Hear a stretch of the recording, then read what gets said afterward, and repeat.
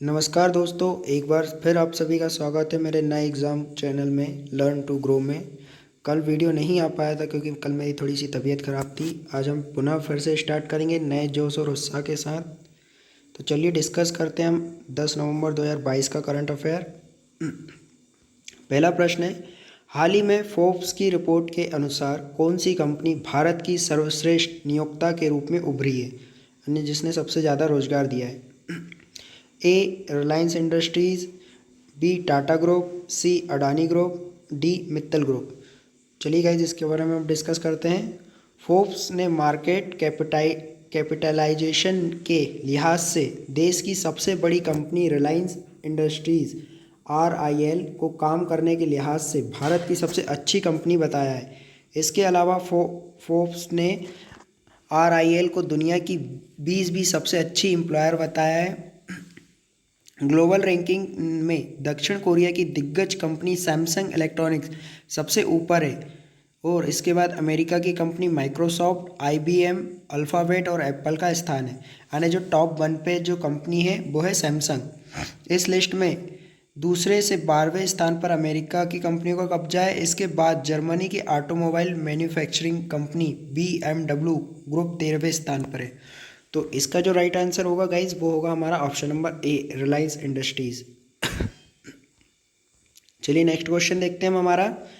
किस राज्य में अनामलई टाइगर रिजर्व ने हाथी दत्तक ग्रहण योजना का अनावरण किया है? आपके ऑप्शन है, option number A Manipur, option number B है मेघालय, ऑप्शन नंबर सी है तमिलनाडु, ऑप्शन नंबर डी है असम। चलिए गाइज, तो हम अनामलई टाइगर रिजर्व देखते कहाँ है। अनामलई टाइगर रिजर्व को नाममलाई टाइगर रिजर्व को अनामलाई टाइगर रिजर्व, अनामलाई वन्यजीव अभ्यारण्य के रूप में भी जाना जाता है। इस टाइगर रिजर्व को पहले इंदिरा गांधी वन्यजीव अभ्यारण्य और राष्ट्रीय उद्यान कहा जाता था। तमिलनाडु राज्य की अनामलाई पहाड़ियों में स्थित ये टाइगर रिजर्व 2 जिलों कोयम्बटूर और तिरुपुर में फैला हुआ है। यानी जो टाइगर रिजर्व है तो तमिलनाडु में स्थित है और दूसरा ये तमिलनाडु के 2 जिलों कोयम्बटूर और तिरुपुर जिले में स्थित है। अनामलई वन्य जीव अभ्यारण्य के भीतर एक क्षेत्र को वन्य जीव संरक्षण अधिनियम 1972 के तहत 2007 में टाइगर रिजर्व घोषित किया गया था। तो गाइज, इसका जो राइट आंसर होगा हमारे क्वेश्चन का वो होगा ऑप्शन नंबर सी, तमिलनाडु। चलिए नेक्स्ट क्वेश्चन देखते हैं हम हमारा। नेक्स्ट प्रश्न है, किस राज्य के मुख्यमंत्री ने ग्लोबल इन्वेस्टर समिट 2023 के लोगों का अनावरण किया है? Option number A Kerala, option number B Bihar, option number C Andhra Pradesh, option number D Gujarat. चलिए इसके बारे में हम थोड़ी सी जानकारी लेते हैं। उत्तर प्रदेश के मुख्यमंत्री जो है हमारे योगी आदित्यनाथ सरकार ने दूसरे कार्यकाल में 10 फरवरी 2023 से होने वाले 3 दिवसीय global investor summit GIS 23 UP में अमेरिका से बड़े निवेश की ज़मीन तैयार की गई है। सरकार का लक्ष्य 10 लाख करोड़ के निवेश कराने और इसी कार्यक्रम में CM योगी आदित्यनाथ ने लगातार दूसरे दिन विदेशी प्रतिनिधियों से भेंट की। इसमें अमेरिकी के प्रतिनिधि थे। सभी ने एक स्वर में कहा कि विदेश की कई बड़ी कंपनियां उत्तर प्रदेश में आने को तैयार हो रही है। अमेरिका के US India strategic partnership forum USIPF के प्रतिनिधि मंडल ने कि मुख्यमंत्री योगी आदित्यनाथ से आज उनके सरकारी आवास पर भेंट हो गई है। तो इसका जो राइट आंसर होगा वो होगा हमारा उत्तर प्रदेश। सॉरी गाइस, इसमें आंसर नहीं लिखा है। चलिए नेक्स्ट क्वेश्चन देखते हैं हमारा। हाल ही में पूरे राज्य में सोने की एक समान कीमत वाला राज्य कौन सा बन गया है? आपके ऑप्शन है, option number A Delhi, option number B है केरल, ऑप्शन नंबर सी है सूरत, ऑप्शन नंबर डी है गया। चलिए इसके बारे में हम जानकारी लेते हैं। बैंक दर के आधार पर सोने का एक समान कीमत कारोबार शुरू करने वाला केरल भारत का पहला राज्य बन गया है।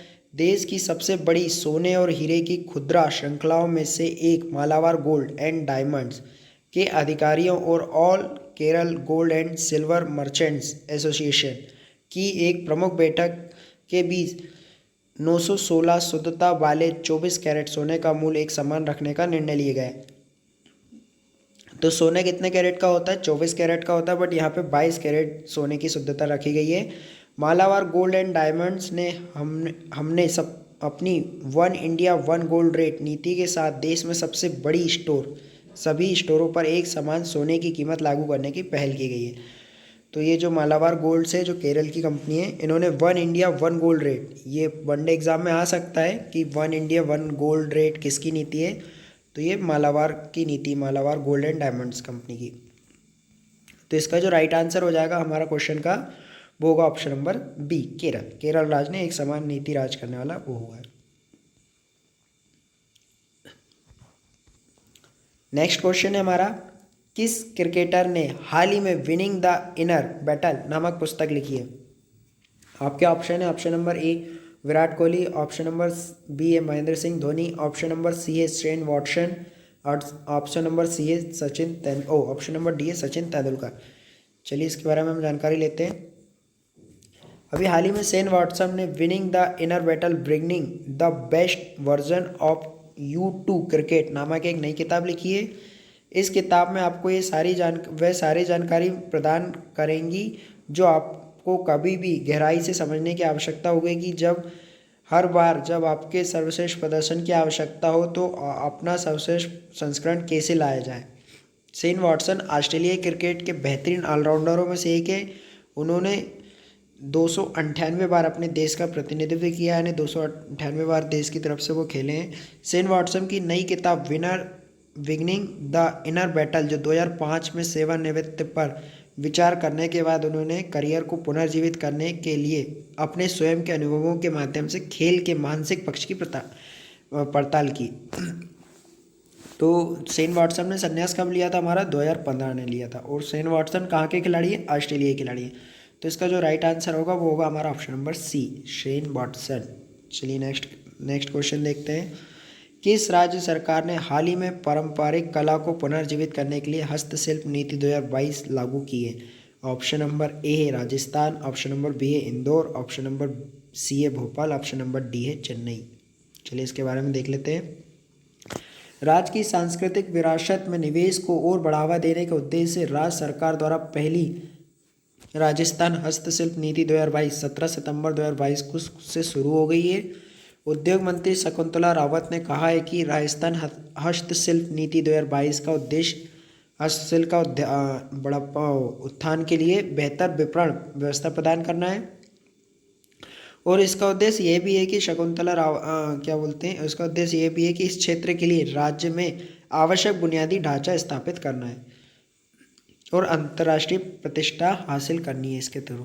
तो इसका जो राइट आंसर होगा वो होगा हमारा ऑप्शन नंबर ए, राजस्थान। गाइस आज तक के लिए इतना ही था। चलिए आज का हम अभ्यास प्रश्न देख लेते हैं।